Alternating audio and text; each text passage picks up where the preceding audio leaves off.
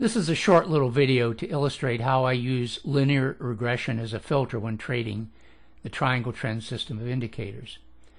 The indicator in panel 1 is the time series forecast.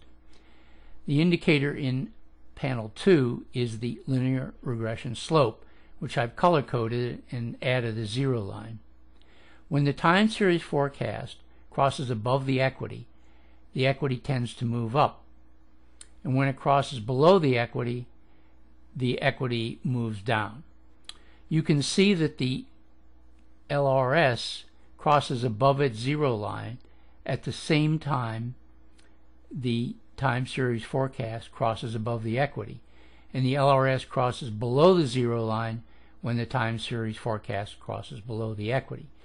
So essentially what the LRS does is make the equity into a trigger line, so that when the LRS moves above zero, you can expect the equity to move up, and it moves down when the LRS moves below zero.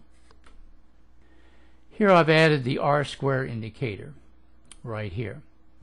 Now it's been around for many years and is a linear regression indicator as well, and it measures the randomness or trendiness of the equity. When it is below its trigger line, which is right here, and it's set at 0.4, that indicates the equity movement is random. When it moves above its trigger line, that indicates the equity is trending.